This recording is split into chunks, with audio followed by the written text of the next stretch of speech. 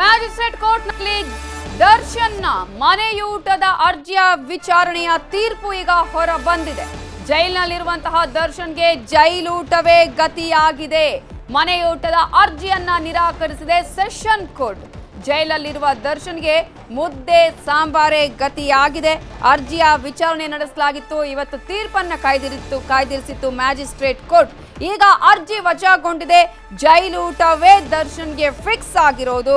ದರ್ಶನ್ಗೆ ಈ ಮೂಲಕ ಮತ್ತೆ ಆಘಾತ.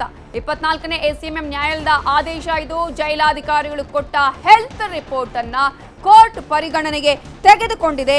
ಈ ಮೂಲಕ ಜೈಲೂಟವೇ ದರ್ಶನ್ಗೆ ಫಿಕ್ಸ್ ಆಗಿದೆ. ಈಗಾಗಲೇ ದರ್ಶನ್ ಪರ ವಕೀಲರು ಹೈಕೋರ್ಟ್ಗೆ ಹೋಗಿದ್ರು. ಹೈಕೋರ್ಟ್ಗೆ ಹೋಗಿ ಅಲ್ಲಿ ಮನೆ ಊಟವನ್ನು ಕೊಡಬೇಕು ಅಂತ ಕೇಳ್ಕೊಂಡಿದ್ರು. ಸುದೀರ್ಘ ವಿಚಾರಣೆಯ ಅವಶ್ಯಕತೆ ಇದೆ ಅಂತ ಹೇಳಿದಂತಹ ಹೈಕೋರ್ಟ್ ಮ್ಯಾಜಿಸ್ಟ್ರೇಟ್ ಕೋರ್ಟ್ನಲ್ಲಿ ಇದರ ಒಂದು ವಿಚಾರಣೆಯನ್ನ ಮಾಡ್ಕೊಂಡು ಬನ್ನಿ ಅಂತ ಹೇಳಿತ್ತು. ಜೊತೆಗೆ 27ನೇ ತಾರೀಕಿನೊಳಗೆ ಆದೇಶ ಬರಲಿ, 29ನೇ ತಾರೀಕು ನಮ್ಮ ಆದೇಶವನ್ನ ಕೊಡ್ತೀವಿ ಅಂತಾನು ಹೇಳಿದ್ರು. ಈ ಮೂಲಕ ಮ್ಯಾಜಿಸ್ಟ್ರೇಟ್ ಕೋರ್ಟ್ಗೆ ಅರ್ಜಿಯನ್ನ ಸಲ್ಲಿಸಲಾಗಿತ್ತು. ಮ್ಯಾಜಿಸ್ಟ್ರೇಟ್ ಕೋರ್ಟ್ನಲ್ಲೂ ಕೂಡ ಸುದೀರ್ಘವಾಗಿ ವಿಚಾರಣೆ ನಡೆದಿದೆ. 3 ರಿಪೋರ್ಟ್ಗಳನ್ನ ಅಧಿಕಾರಿಗಳು ಈಗಾಗಲೇ ಕೋರ್ಟ್ಗೆ ಹಾಜರುಪಡಿಸಿದ್ದಾರೆ. ಕೋರ್ಟ್ಗೆ ಇಮೇಲ್ ಮೂಲಕ ಕಳುಹಿಸಿದ್ದಾರೆ. ಆ ಎಲ್ಲ ಮೆಡಿಕಲ್ ರಿಪೋರ್ಟ್ ಅಲ್ಲೂ ಕೂಡ ಮನೆಯೂಟದ ಅವಶ್ಯಕತೆ ಇಲ್ಲ ಅನ್ನುವಂತಹ ಒಂದು ರಿಪೋರ್ಟ್ ಕೂಡ ಇದ್ದಿದ್ದನ್ನ ನಾವಿಲ್ಲಿ ಗಮನಿಸಬಹುದು.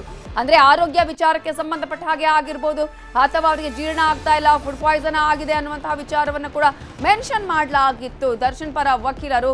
ಆದ್ರೆ ಇದೀಗ ಜೈಲಲ್ಲಿರುವ ನಟ ದರ್ಶನ್ಗೆ ಜೈಲೂಟವೇ ಫಿಕ್ಸ್ ಆಗಿದೆ. 24ನೇ ACMM ಕೋರ್ಟ್ ಈಗ ಆದೇಶವನ್ನ ಹೊರಡಿಸಿರುವಂತದ್ದು.